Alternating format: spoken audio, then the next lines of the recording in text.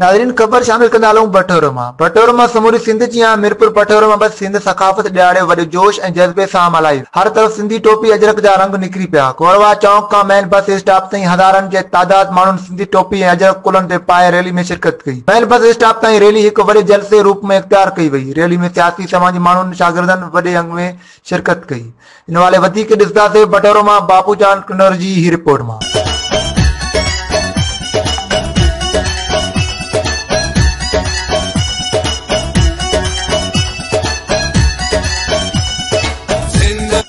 रहमान रहीम सूफी शाह इनायत press club के तरफा ही सिंध के थकावती ॾियारे ते तमाम बेहतरीन ऐं शानदार सुठी रैली कढी है सिंधी हुजण जो सबूत ॾिनो आहे।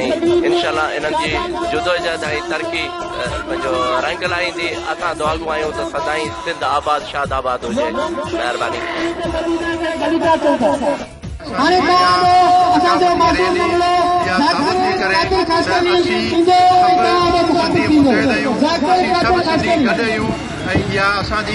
टोपी अजरक या असांजी सिंध जी एक सुञाणप है।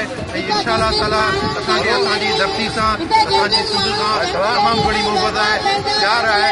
आउं दस्त तो ॾियां सिंधी मीडिया के ये इहो ॾियारो जेको आहे सो मल्हायो आहे ऐं उन सां गॾु समूरे दोस्तनि खे काफ़ी दोस्तनि खे तव्हां सभिनी जी वॾी महिरबानी। तव्हां सभिनी हिते जे माण्हुनि वॾी भरपूर शिरकत कई आहे ऐं पंहिंजी सिंध धरती सां वॾो मोहब्बत जो सबूत ॾिनो आहे ऐं इंशाअल्लाह ताला इहो असांजो सिंध सां प्यार जारी ऐं सारी रहे। असांखे ॾाढी ख़ुशी थी है जो मीरपुर बटोरो शहर में सिंध जे सभिनी चैनलनि सिंध जे सभिनी सहाफ़ियुनि गॾिजी हीअ सकाफ़ती रैली मुनक़द कई है, जंहिंमें अॼु असांजो ईद ॾींहुं आहे। सम्झो त असीं सिंधी माण्हू अॼु फ़ख़्र था महसूसु कयूं।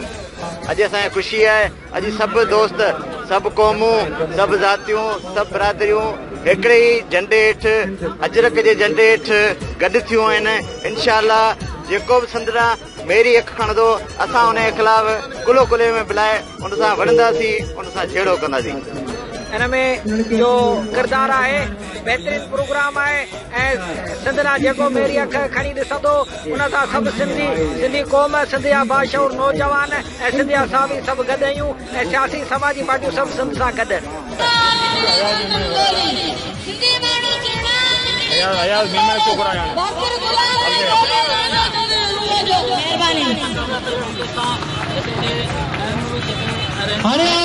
नौजवान के दोस्त